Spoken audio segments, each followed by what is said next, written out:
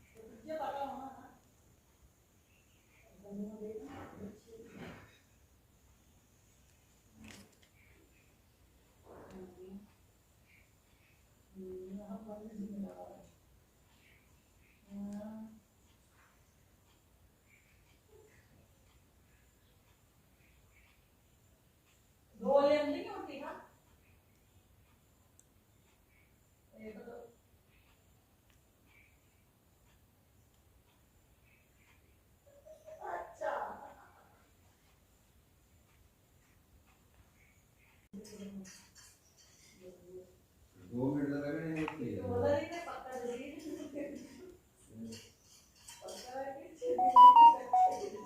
क्या